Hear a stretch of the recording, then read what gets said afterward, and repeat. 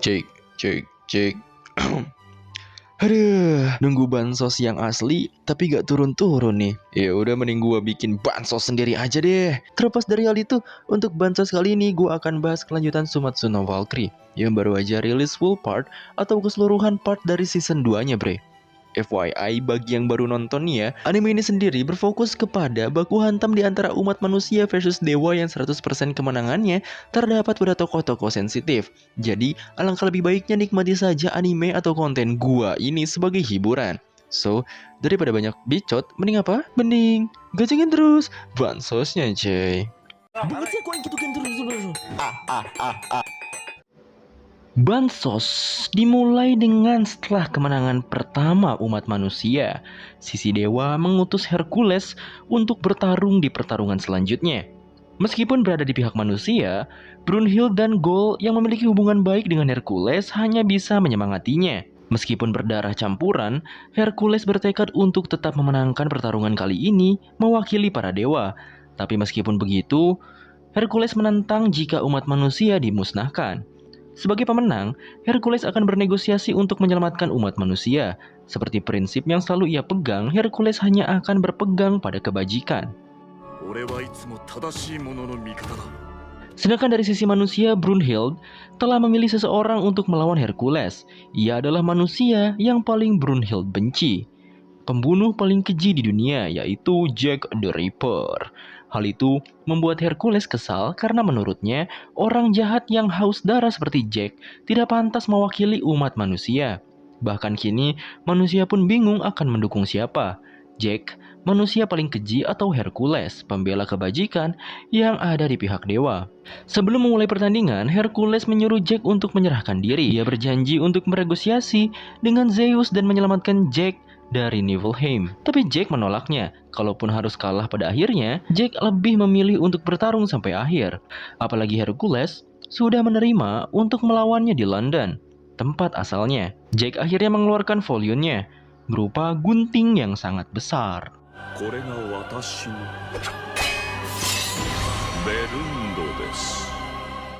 Melihat tekad Jack, Hercules akhirnya memutuskan untuk melawannya. Tapi Jack malah pergi minum teh. Bukan sekedar minum teh biasa, itu ternyata jebakan yang disiapkan Jack untuk mulai menyerang Hercules.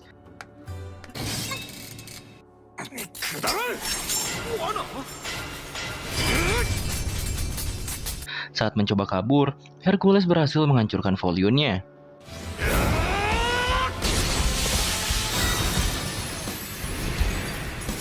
Hercules merasa perlawanan Jack akan sia-sia karena ia masih percaya tidak ada senjata manusia yang bisa melukai para dewa.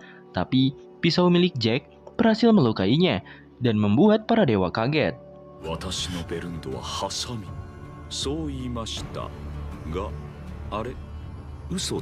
Ternyata gunting besar tadi hanyalah sebuah tipuan dari Jack.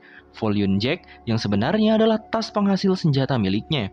Di sisi lain, Gol yang melihat Hercules terluka merasa kesal dengan pilihan Brunhild. Tapi menurut Brunhild, kebiadaban Jack adalah senjata paling pas untuk melawan dewa pembela kebajikan seperti Hercules. Setelah berhasil membuat Hercules terluka, Jack terus menyerang dengan pisaunya.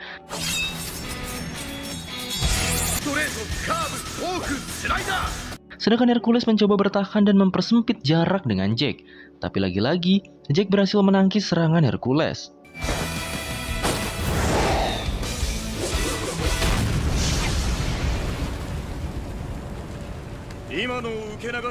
Hercules pun akhirnya menggunakan Exodus pertamanya. Hal itu membuat tato yang ada di tubuhnya melebar. Tapi dengan itu juga, Hercules akhirnya berhasil memukul mundur Jack untuk sementara waktu. Di sisi lain, Brunhild merasa pertarungan sesungguhnya antara Hercules dan Jack baru saja dimulai. Dan benar saja, setelah serangan Hercules tadi, Jack bisa kembali bangkit dan bersiap untuk babak kedua mereka. Setelah mengeluarkan Exodusnya, tato yang ada di tubuh Hercules melebar. Kata Ares, Hercules menyelesaikan 12 tugas untuk menguasai ilmu ilahi. Bisa dibilang, pelebaran tato itu adalah harga yang harus Hercules bayar untuk menggunakan ke-12 kekuatan itu. Tidak hanya itu, pelebaran tato juga menimbulkan rasa sakit yang hebat.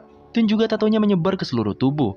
Hercules akan mati dan dikirim ke Niflheim untuk dimusnahkan secara total. Dulu, Hercules atau Alcides adalah seorang anak yang selalu membela kebajikan. Meskipun akhirnya kalah karena tubuhnya lemah, Ia selalu gigih untuk bertarung dan juga memburu. Di Yunani, ada legenda jika seorang pahlawan sejati akan hidup abadi jika meminum darah Zeus atau Ambrosia, seperti Achilles yang konon pernah mendapatkan kekuatan dengan meminum itu. Tapi sebaliknya, orang yang bukan pahlawan sejati akan langsung binasa saat meminumnya. Dari sana, Hercules bertekad untuk menjadi lebih kuat, sampai akhirnya tiba hari di mana tidak ada lagi yang bisa mengejeknya karena lemah.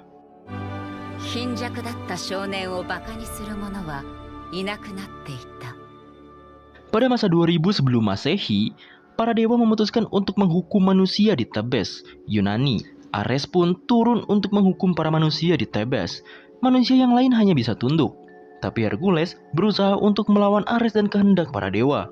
Karena merasa diperlakukan tidak adil, Hercules akhirnya meminum ambrosia dan menjadi semakin kuat.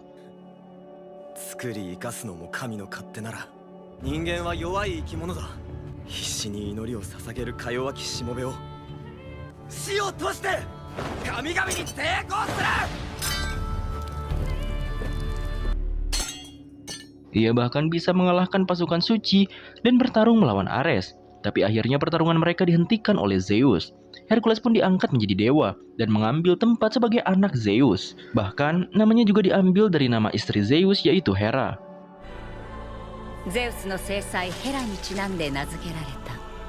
Kembali ke pertarungannya dengan Jack yang semakin sengit.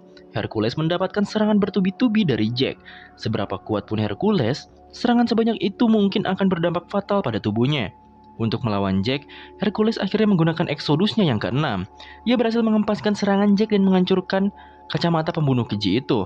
Di sana, mata Jack yang bisa melihat emosi seseorang akhirnya terlihat. Excellent. Dengan itu pula, Jack merasa semakin tertantang untuk membunuh Hercules dan melihat warna emosi Hercules saat mendekati ajal.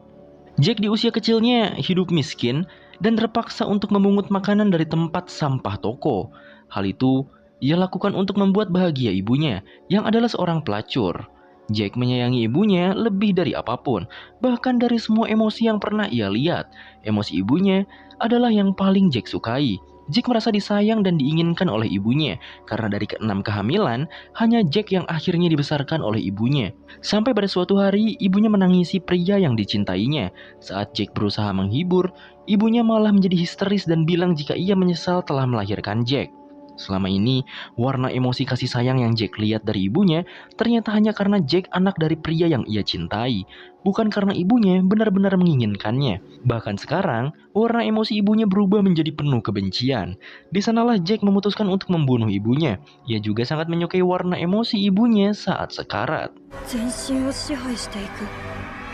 Setelah membunuh ibunya, Jack juga pergi untuk membunuh ayahnya. Ia lalu menghilang dalam keramaian kota London. Sejak saat itu, Jack menjadi terobsesi dengan warna emosi seseorang saat kematiannya. Karena itu pula Jack membunuh orang. Tapi tidak seperti orang lain, Hercules merasa tidak akan takut meski dihadapkan dengan kematian. Hercules pun kembali menyerang Jack. Meski sempat terhenti karena dentingan Big Ben,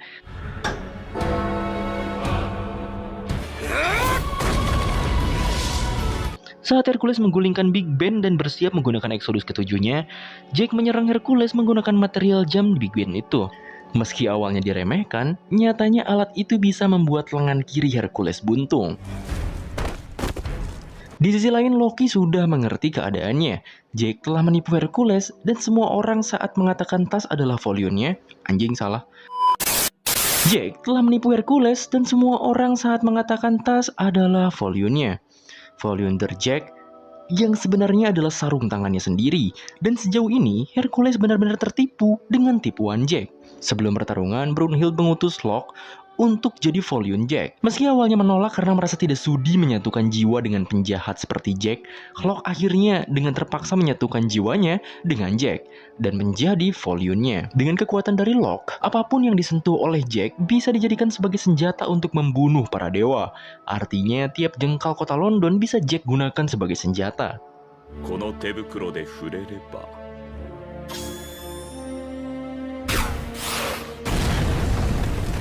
Setelah mengetahui senjata milik Jack, semua orang mulai mengkhawatirkan Hercules. Ares pun yang tadinya percaya sepenuhnya pada Hercules malah ikut terpuruk. Sampai akhirnya Zeus menyadarkan mereka semua jika kegigihan Hercules tidak akan membuatnya kalah.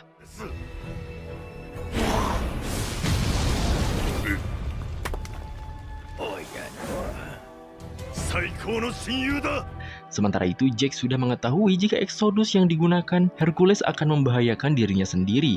Tapi walaupun begitu, Hercules tidak sedikit pun menunjukkan rasa takut. Hal itu membuat Jack terkesan. 恐怖がにじむ。さすがは不屈の闘志見ているんだな。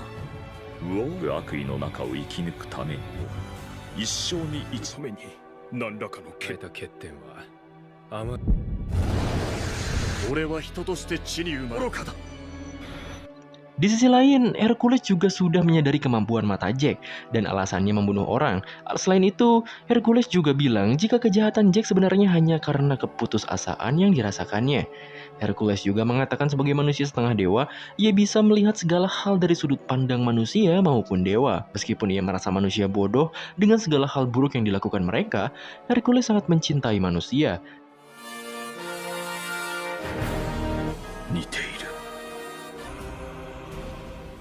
Saat mengucapkan itu, Jack bisa melihat warna emosi penuh kasih milik ibunya dulu di dalam diri Hercules. Hercules akhirnya menggunakan Exodus ke-12-nya dan memanggil para anjing Hades untuk menyatukan dengan dirinya. Kini Hercules siap untuk melawan Jack.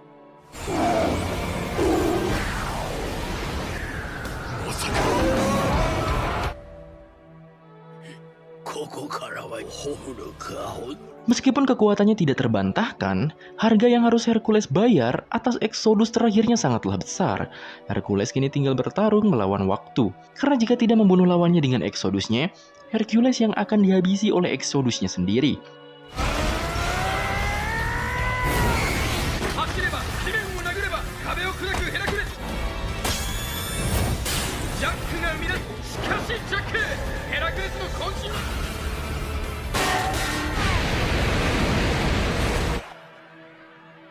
Pertarungan Hercules dan Jack pun semakin intens. Kini, entah senjata apapun yang Jack keluarkan seperti tidak mempan untuk melawan Hercules. Jack bahkan lagi-lagi harus terluka saat mencoba untuk lari. Tapi tanpa Hercules sadari, Jack telah membuat gedung di belakangnya jatuh menindih Hercules.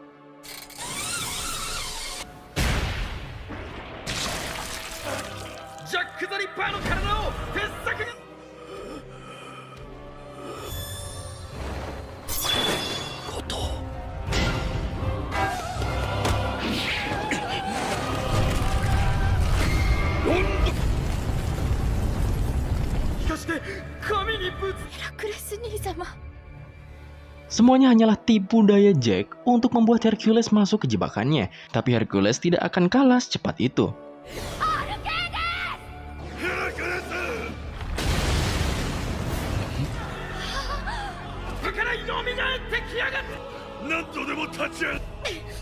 Selain itu, warna emosi Hercules tidak berubah sedikit pun. Hal itu membuat Jack sadar jika emosi ibunya selama ini palsu. Baru kali ini ia melihat emosi cinta sejati dari seseorang, yaitu Hercules. Tapi Jack malah semakin terobsesi untuk membunuh Hercules dan merubah warna emosinya.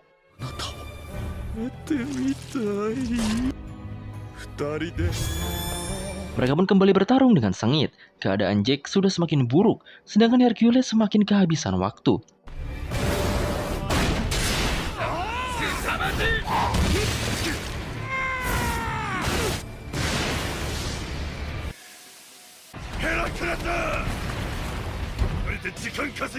Di sisi lain, Loki menyadari jika Jack tengah merencanakan sesuatu. Saat menghadapi Hercules, Jack memastikan jika sudut dan waktunya harus sempurna.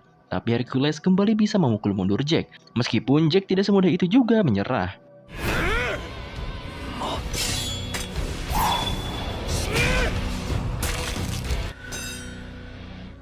Jack!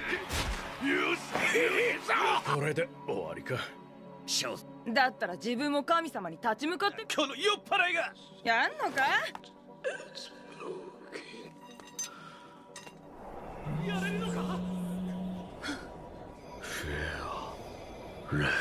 Dengan langkah yang seadanya, Jack berusaha untuk mengalahkan Hercules.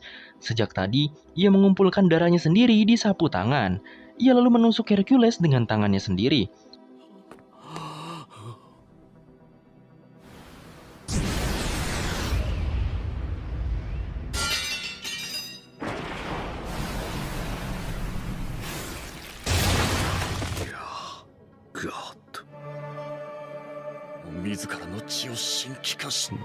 負けです。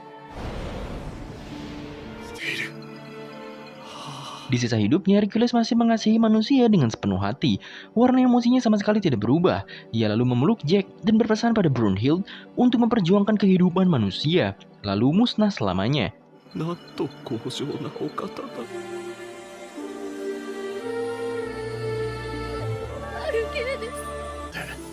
悪かったな、この愚かしく。 Dengan ini, Jack memenangkan pertarungan atas nama manusia. ジャック・ザ・リッパーの勝利。私が知らない感情。 Setelah menang, Jack merasakan emosi yang belum pernah ia rasakan sebelumnya. Flock bahkan bilang jika Jack sangat menyedihkan karena bahkan tidak bisa merasakan kesedihannya sendiri. Jack pun pergi ke stadion. Di sana ia malah mendapatkan kebencian dari banyak orang-orang. それが貴様の願いが叶うなら。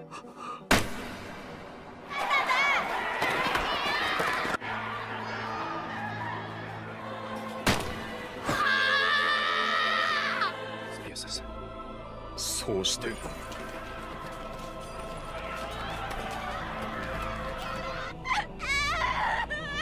Di sisi lain, Goal merasa sangat sedih dengan kepergian Hercules. Ia bahkan menyalahkan Brunhild karena sudah membiarkan Jack membunuh Hercules. Tapi Brunhild hanya melaksanakan tugasnya sebagai Valkyrie dan merasa tidak berhak menunjukkan emosinya. Padahal tangannya sampai berlumur darah karena menahan emosinya.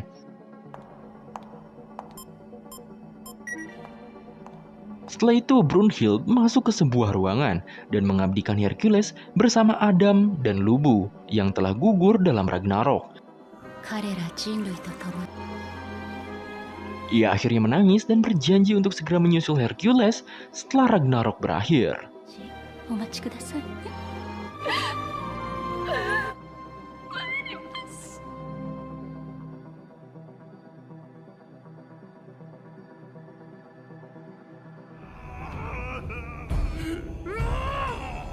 Sementara itu, Ares juga merasakan kesedihan yang sangat mendalam, sedangkan Loki terlihat terkesan dengan rencana Jack yang menipu Hercules. Bahkan mereka semua. って決断したんだろ。大したやつだよ。耐えるべきなのはこの瞬間まで。俺もまた前を向こう。いやいかい。 Dengan skor sementara 2-2, Zeus menunjukkan kemarahannya. Ia tidak bisa lagi membiarkan para manusia memimpin.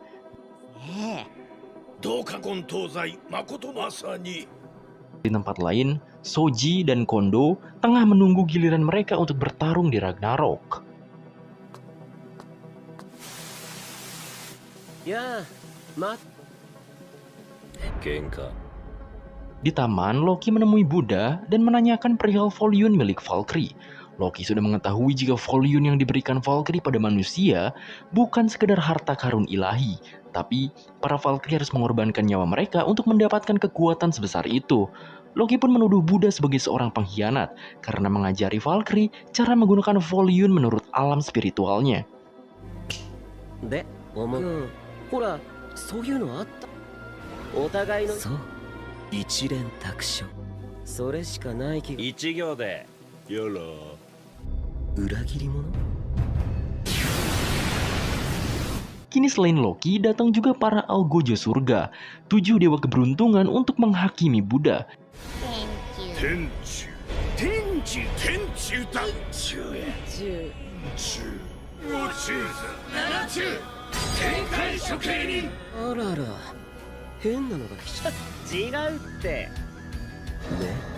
Tapi saat mereka akan bertarung melawan Buddha, Kojiro, Soji, dan Kondo datang untuk membantu Buddha.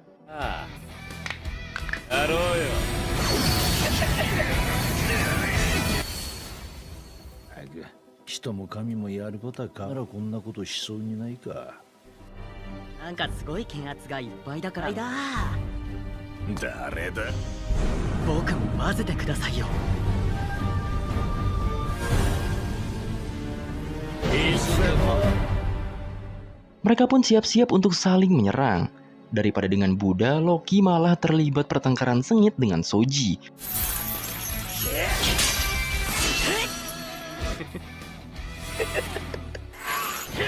Tapi sebelum mereka mulai saling serang, Zeus dan Odin datang untuk menghentikan mereka. Zeus tidak menginginkan perpecahan antara mereka.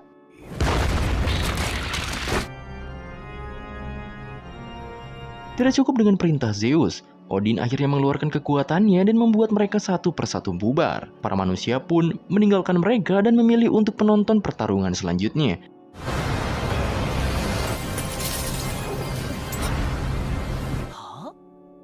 Mata ne. 試合を見に部屋へ戻ろう。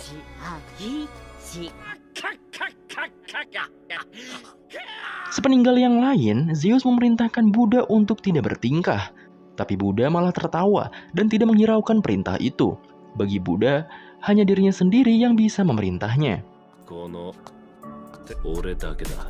Setelah Zeus dan Buddha pergi, Odin mengeluarkan kekuatannya yang mencekam dan membuat tumbuhan di seisi taman mati.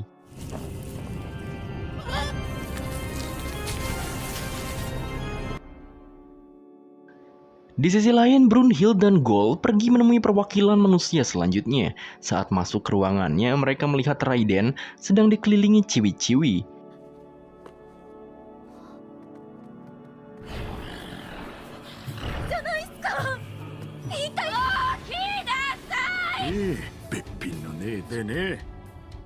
Walaupun sikapnya mesum, ia adalah pesumo terbaik umat manusia yang akan segera bertarung di Ragnarok.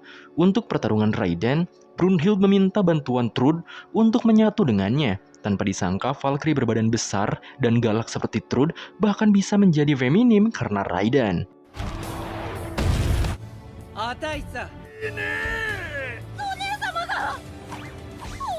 Di pertarungan selanjutnya, stadion sengaja didesain dengan konsep arena sumo Jepang.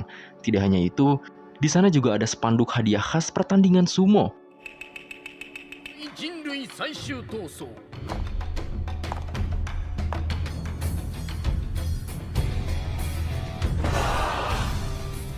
Dengan disambut oleh para pesumo lain, Raiden yang diakui sebagai pesumo terbaik dunia pun masuk ke stadion.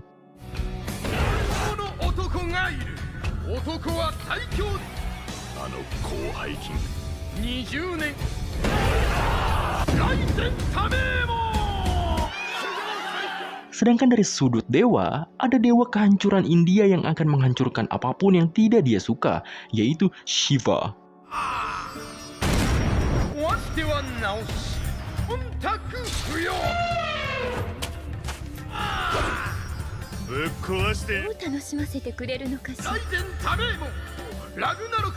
Dengan ini, pertarungan Ragnarok antara manusia dan dewa akan segera dimulai.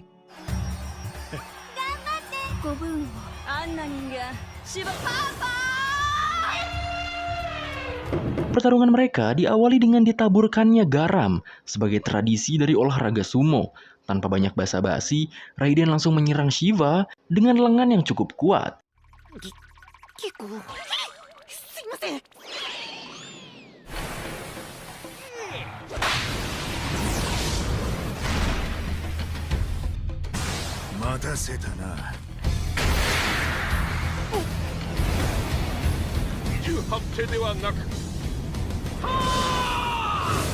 Tapi tidak lama Raiden memimpin, Shiva langsung mengcounternya dengan sengit. Shiva menjadi sangat antusias dengan pertarungan mereka, sedangkan Raiden sepertinya akan mulai serius dengan serangannya.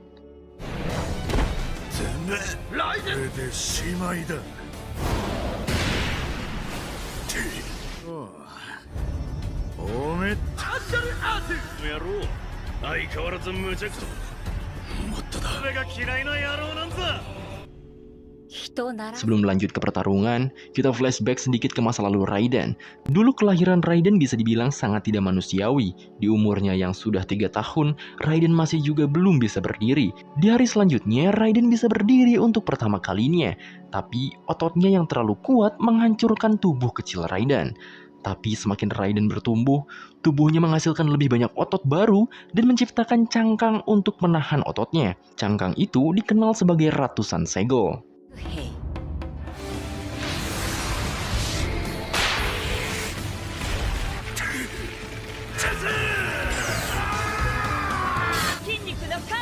Di Di tengah pertarungannya dengan Shiva, Raiden memompa jantungnya dan membuat otot-ototnya membesar. Yang lain berpikir jika Raiden akan menghancurkan dirinya sendiri dengan menggunakan teknik itu.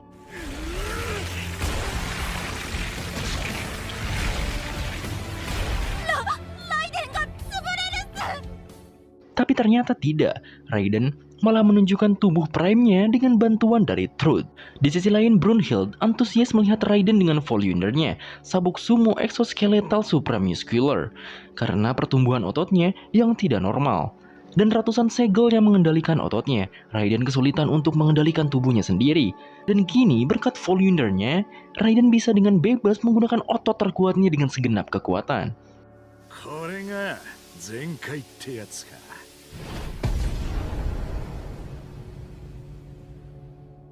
Raiden pun langsung melancarkan serangan bertubi-tubi pada Shiva. Ia bahkan berhasil menjatuhkan dewa kehancuran itu dengan mudahnya.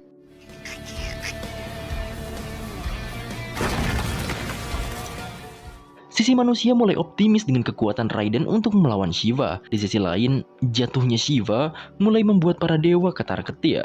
Saat Raiden merasa bisa mengalahkan Shiva saat itu juga, Shiva mulai melancarkan counternya. Pukulannya yang bertubi-tubi mampu memukul mundur Raiden.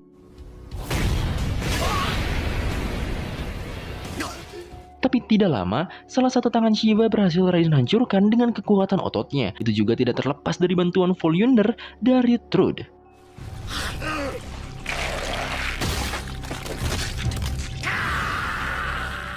Di sisi lain, para dewa India mendukung Shiva sepenuhnya. Hal itu membuatnya semakin antusias melawan Raiden. Meski awalnya sempoyongan, tinjunya semakin keras.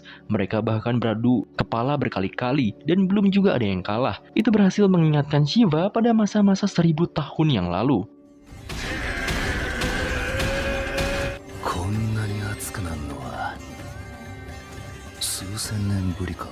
1000 tahun lalu, ribuan dewa di Pantheon India bertarung untuk menduduki puncak India. Di tengah pertarungan sengit para dewa, Shiva hidup di sebuah hutan dengan tamannya, Rudra.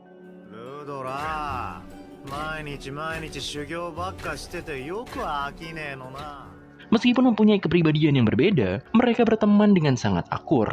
Shiva selalu mengikuti apapun yang Rudra lakukan, bahkan saat melawan Asura bersaudara yang mengancam desa mereka. シバにとってルドラは最高の友であった。 Sampai suatu hari, Rudra punya mimpi untuk mencapai puncak India. Seperti biasa, meskipun tidak tertarik, Shiva mengikuti kemauan Rudra untuk mencapai puncak Pantheon India bersama.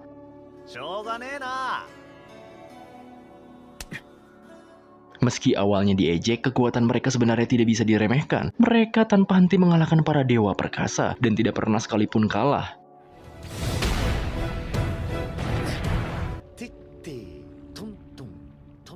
Shiva dan Rudra bahkan berhasil mengalahkan sang dewa petir, yaitu Indra.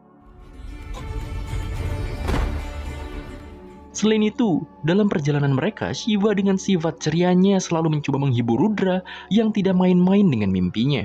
Di titik terakhir, mereka harus melawan Dewa Brahma sang pencipta, juga Wisnu sang pemelihara, yang lagi-lagi bisa mereka kalahkan.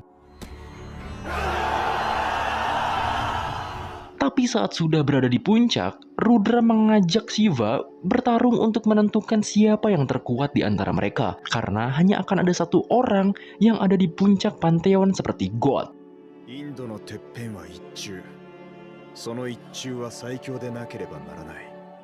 Mereka pun akhirnya bertarung dengan sengit. Saking ganasnya, suara tinju mereka terdengar ke seluruh penjuru India.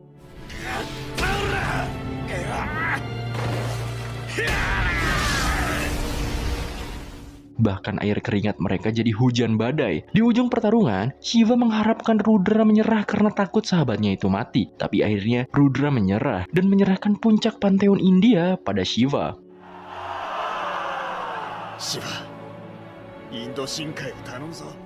Semenjak saat itu, Shiva menjadi pemimpin para dewa.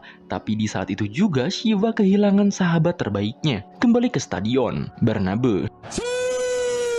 Pertarungan Shiva dan Raiden semakin sengit dengan teriakan dari para penonton. Shiva mulai menari mengikuti irama.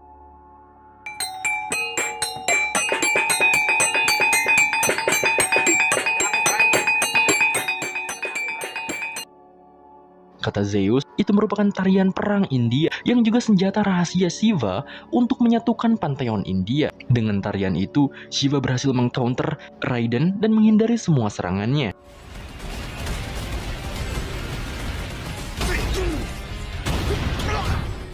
Semakin lama tariannya semakin kuat, begitu juga dengan serangannya. Bahkan kini, tubuh Shiva yang terbakar berhasil membakar tubuh Raiden.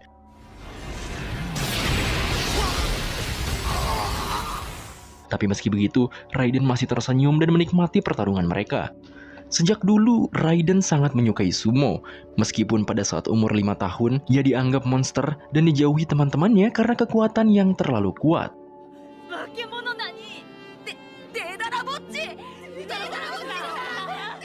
Karena hal itu, Raiden menyalahkan dewa karena memberinya tubuh berbeda dari orang lain. Tapi ibunya selalu meyakinkan Raiden jika kekuatannya adalah karunia dari dewa dan harus menggunakannya untuk membantu orang lemah.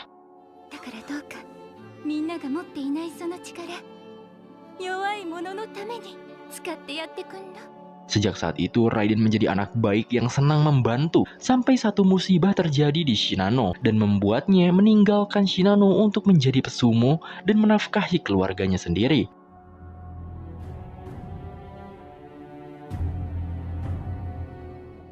Ia lalu masuk padepokan sumo Edo. Awalnya Raiden enggan melawan siapapun karena takut melukai temannya di sana, tapi akhirnya Urakaze menantangnya dan berhasil mengalahkan Raiden berkali-kali.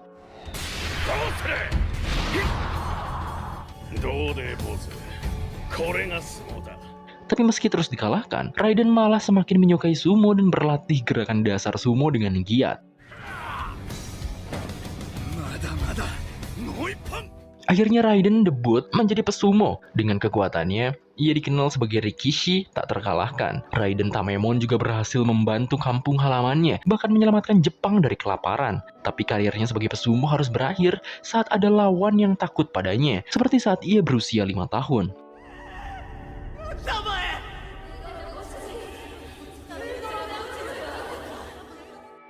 Sejak saat itu, Raiden menahan diri dan tidak lagi menggunakan teknik terbaiknya, sampai akhirnya harus pensiun tanpa menghabisi lawannya dengan sekuat tenaga.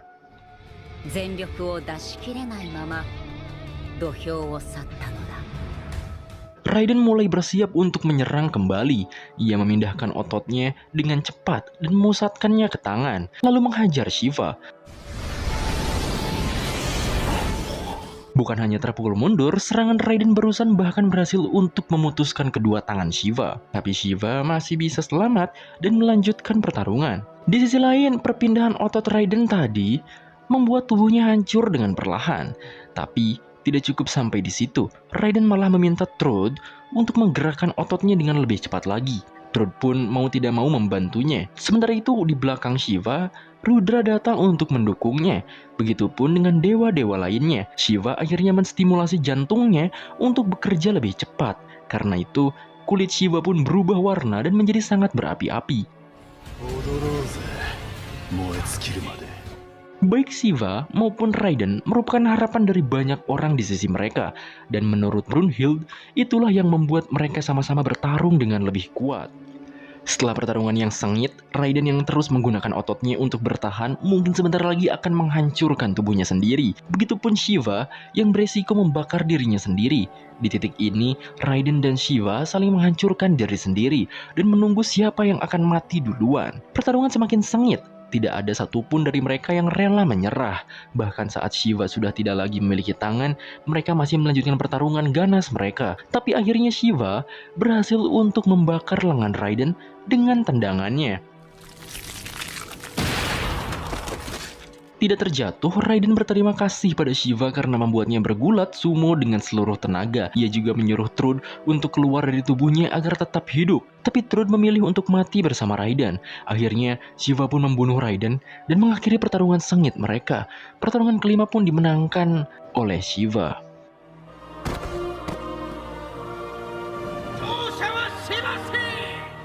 Seusai pertarungan, Hermes menyimpulkan jika Shiva hampir saja dikalahkan oleh teknik sumo Raiden. Karena jika Raiden melawan Shiva dengan banyak teknik, Shiva akan lebih mudah mengalahkannya.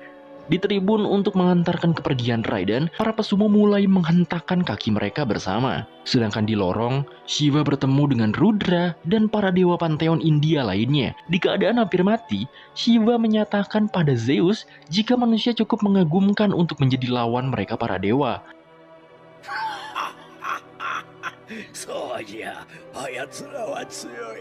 Sementara itu, Gol menangisi kepergian Trude. Ia kembali mempertanyakan alasan mereka membela umat manusia sampai sejauh ini. Tapi Brunhild hanya mengutip omongan Adam bahwa mereka tidak butuh sebuah alasan untuk melindungi sesuatu yang berharga. Brunhild akhirnya masuk ke ruangan dengan penuh emosi. Tapi meski begitu, Brunhild tetap berdoa agar umat manusia bisa diselamatkan. Ya walaupun berdoanya sama siapa juga gitu kan, kalau sama Allah masih logis ya. Seusai pertarungan, Zeus menghampiri Buddha yang sedang berteduh di bawah pohon. Ia meminta Buddha untuk maju di pertarungan ke-6. Setelah mengalahkan Hercules, Mang Jack terlihat sedang menemui 7 dewa keberuntungan yang sangat ingin sekali melihat kemusnahan di pihak manusia. Setelah itu, ke-7 dewa keberuntungan yang dipimpin oleh Bisamonten tersebut OTW untuk menyaksikan pertandingan berikutnya. Untuk status pertandingan Ragnarok sementara saat ini, di pihak dewa sudah menang 3 kali, sementara pihak manusia hanya memperoleh 2 kemenangan, dan pertarungan ke-6 akan segera diadakan. Heimdall, sang penjaga kiamat, kemudian menyambut kedatangan petarung di pihak dewa, yaitu dewa yang pernah memimpin umat manusia dari hasrat jasmani mereka. Dewa penerang manusia dalam kegelapan, ialah sang Buddha.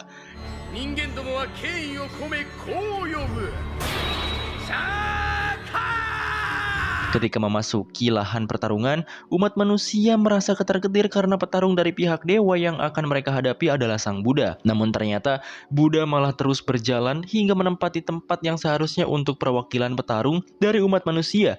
Lalu kemudian ia mengatakan kepada para hadirin sekalian bahwa Aing, sang Buddha akan bertarung mewakili umat manusia.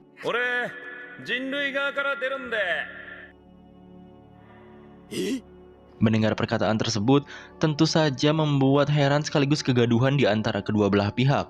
Gol yang merasa penasaran kemudian bertanya kepada Brunhild, apakah ini juga adalah bagian dari rencananya? Brunhild menjawab bahwa di langit dan di bumi Buddha hanya memuja dirinya sendiri. Sesaat sebelum pertandingan ke-6 dimulai, Brunhild sempat bertemu dengan sang Buddha yang sedang asik ngacang.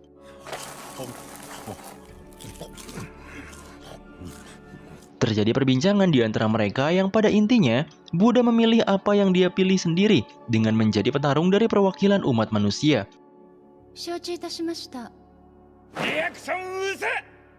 Namun pernyataan sang Buddha disambut positif oleh Zeus yang menghampirinya seolah ingin mengulangi pertarungan dengan melawan Buddha kali ini.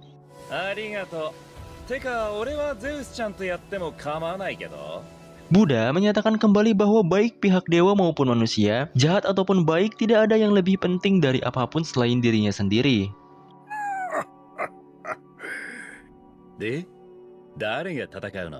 Pertarungan dari perwakilan umat manusia kali ini pun sudah ditetapkan dengan Buddha yang memilih untuk membela umat manusia. Hingga tak lama kemudian, muncul cahaya dari sebuah kora-kora mendarat ke lahan pertarungan.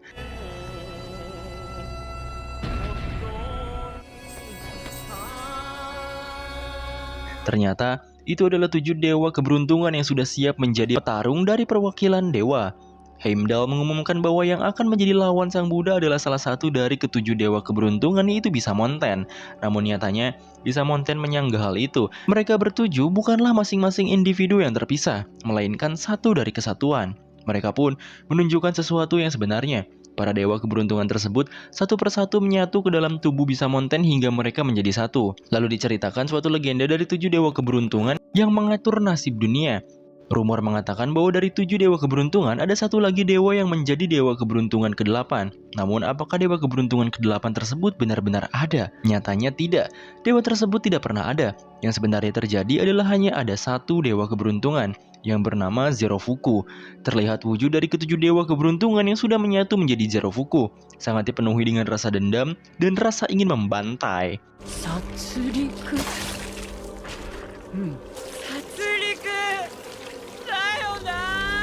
Ia kemudian mengeluarkan senjata yang sangat mengerikan di balik punggungnya. Hawa-hawa kematian yang disebut Hawa Riko Junaidi terpancar di seluruh tubuhnya.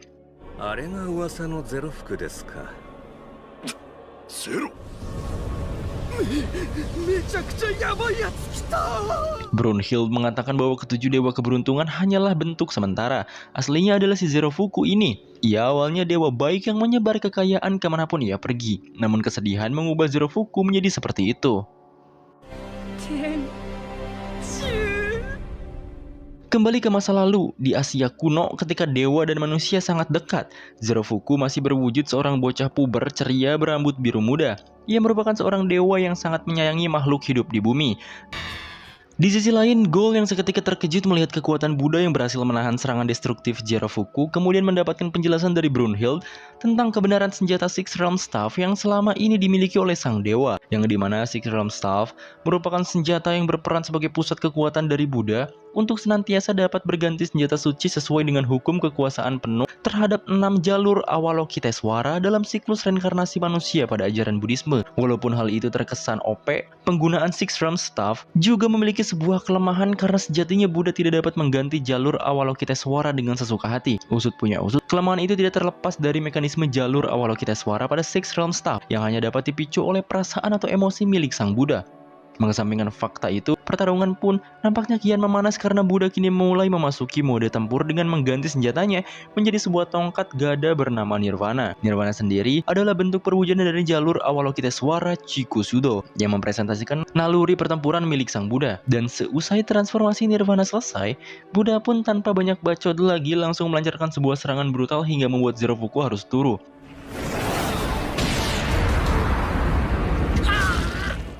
Di tengah alur pertempuran yang kini mengunggulkan Buddha, flashback tentang kehidupan sang dewa pun pada akhirnya terjadi. Yang dimana Buddha atau yang dulu dikenal sebagai Siddhartha Gautama adalah seorang pangeran dari klan Sakya di kerajaan India kuno yang memiliki hidup serba berkecukupan akibat status sosialnya. Walaupun begitu, sebagai seorang pangeran, Buddha nampaknya tidak pernah membedakan kasta milik orang-orang Vrindavan karena ia meyakini jikalau belenggu takdir seorang bangsawan adalah untuk mengayomi masyarakat. Namun suatu ketika, pandangan tersebut seketika saja berubah saat Buddha melakukan pembicaraan singkat tentang takdir dengan Raja Jataka yang akan segera warfek. Alhasil saat kematian Raja Jataka terjadi, Buddha pun pada akhirnya mendapatkan sebuah ilafat wahyu yang membuat spiritnya tercerahkan dari belenggu takdir seorang manusia.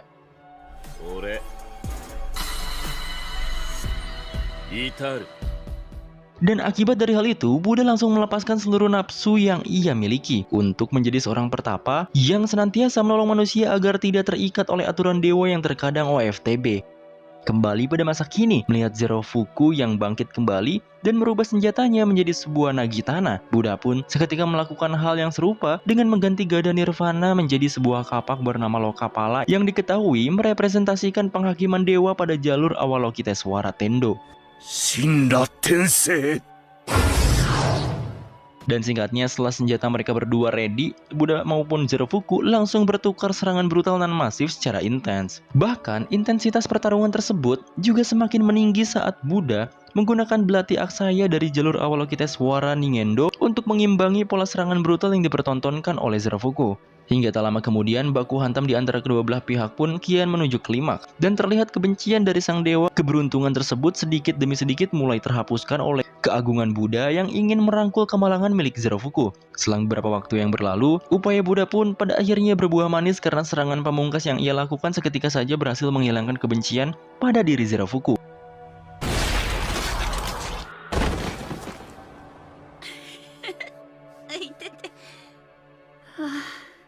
Akan tetapi, hal tersebut nampaknya tidak serta mengakhiri pertempuran yang sedang terjadi, yang dimana Zerofuku secara mengejutkan langsung berubah menjadi sosok Raja Iblis dari langit ke-6 bernama Hajun karena sisa kebencian pada tanduk iblisnya mulai menunjukkan penolakan terhadap pertaubatan sang dewa keberuntungan. Singkat cerita, transformasi Zerofuku menjadi Hajun itu nampaknya membuat semua manusia termasuk dewa sekalipun terkejut karena mereka sama sekali tidak pernah mengetahui keberadaan sosok tersebut di Valhalla.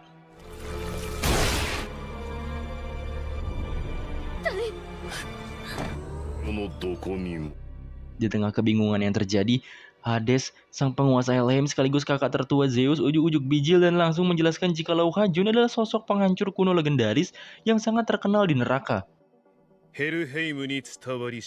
Beralih kembali pada medan pertempuran. Buddha yang kini harus berhadapan dengan Hajun nampaknya berhasil dibuat terpojok karena penglihatan masa depannya tiba-tiba saja tidak berfungsi, yang dimana kondisi itu kemudian disadari oleh Brunhild yang langsung berkata bahwa kemampuan penglihatan masa depan milik Buddha tidak akan berguna sama sekali untuk menghadapi Hajun karena sang Raja Iblis tersebut tidak memiliki keripan jiwa akibat kebencian yang sangat pekat.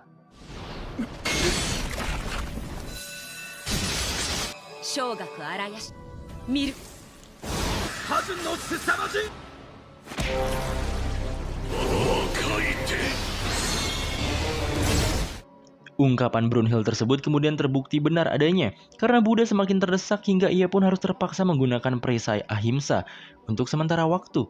Namun sayang, upaya defensif Buddha tersebut gagal dan ia pun pada akhirnya harus merelakan mata kirinya hancur akibat ketojos serangan penetrasi dari pusaran Pandemonium Hajun. Akibat dari hancurnya sebagian penglihatan Buddha, Hajun kini semakin leluasa menguasai alur pertempuran yang terjadi dengan terus melancarkan serangan brutal tanpa celah sedikit pun.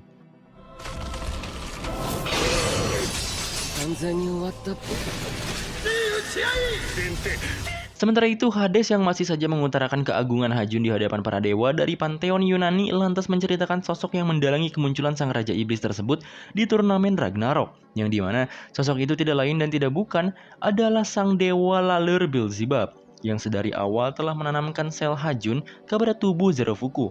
Mengesampingkan fakta tersebut, Buddha yang kian tersudut oleh serangan Hajun kemudian terprovokasi oleh sang Raja Iblis tersebut hingga ia langsung merubah bentuk si Realm Staff-nya menjadi sebuah sabit yang bernama Salakaya.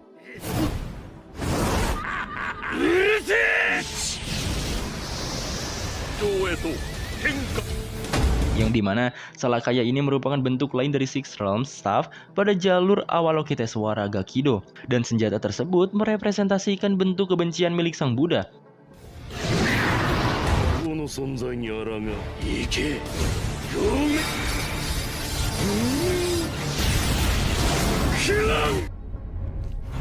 Dan sayangnya penggunaan Salakaya tersebut justru tidak berdampak signifikan bagi pertempuran karena Hajun rupanya dapat mengimbangi serangan kebencian yang dimiliki oleh sang Buddha. Bahkan Hajun juga pada akhirnya berhasil melukai Buddha dengan sangat vital menggunakan serangan penetrasinya yang setara Malefic Roar. Buddha yang dihajar habis-habisan dan terpojok mulai bangkit kembali. Bahkan Hajun juga tampak keheranan mengapa Buddha begitu kuat dan terus bertarung. Hajun terus-menerus mengagung-agungkan dirinya yang maha kuasa. Namun Buddha malah membalasnya dengan taunting dan mengejek Hajun bocah tengik yang lemah. Pertarungan mereka pun berlanjut dengan adu tebasan yang cepat. Banyak dari manusia dan Valkyrie yang berdoa, dan para dewa yang terus menganalisa pertarungan keduanya, tanpa terkecuali Hades, yang memprediksi bahwa Buddha masih terlampau kuat walau terlihat sedang terdesak. Begitu juga dengan Zeus yang mengomentari kekuatan Buddha yaitu Karma Nirodha Samsara. Buddha akhirnya mulai serius menantang Hajun. Tentunya Hajun geram, ia bergemetar takut kepada Buddha. Akhirnya ia pun memotong tangan kirinya dan mengekstrak tulang tangannya menjadi sebilah pedang yang runcing. Mereka mengadu kekuatan antara equipment mereka dan sungguh mengagetkan hasilnya. Bahwa Buddha kalah dan tongkatnya lenyap. Bahkan Hajun berhasil menghancurkan total tongkat dari 6 alam sang Buddha. Valkyrie dan para umat manusia terus berdoa untuk Buddha yang tak sadarkan diri. Namun ternyata di alam bawah sadar Buddha seperti menemukan suatu cahaya, dan muncullah tangan yang menggenggam lengan Buddha seperti memberikan isyarat, dan membuat Buddha kembali bangun. Kebangkitan Buddha dengan keren langsung meleburkan ikat rambutnya. Ia juga memegang senjata bencana milik Zerofuku. Layaknya Voluntary Valkyrie untuk manusia, sama Vadana, tongkat si bocil Zerofuku memberikan kekuatan besar kasih sang Buddha. Kekuatan sama Vadana mengubahnya menjadi harta karun ilahi. Dan inilah pencapaian pencerahan tingkat tinggi, pencerahan nirvana tertinggi, yang hanya Buddha saja yang bisa menciptakannya. Dan tentu saja hal ini membuat semua manusia dan Valkyrie meneteskan air mata.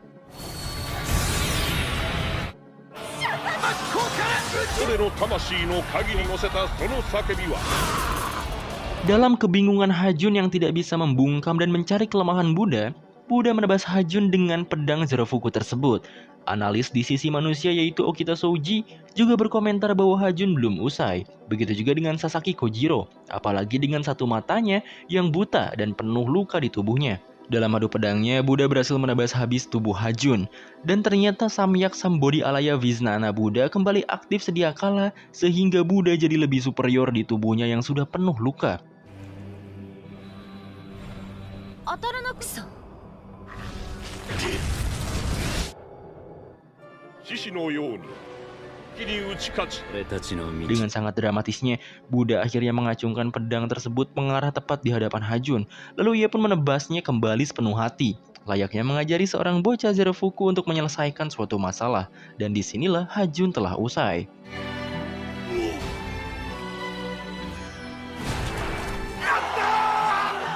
Hajun yang berusaha menyerang sudah tidak kuasa menahan nasib kematiannya dan pecah menjadi abu. Bahkan Buddha meneteskan air matanya melihat bayangan si bocil Zerofuku yang tersenyum padanya, lalu pergi meninggalkan Buddha. Ketika Heimdall mengumumkan Buddha adalah pemenangnya, gemuruh teriakan bahagia Valkyrie dan umat manusia dari ras manapun, suku manapun, agama manapun membuat keadaan semakin bersatu. Buddha mengangkat tangannya dan mempersembahkan kemenangannya untuk seluruh umat manusia. Sambutan hangat dari Brunhild dan Gol membuatnya tersenyum meriang, namun karena sudah lelah, ia pun terjatuh.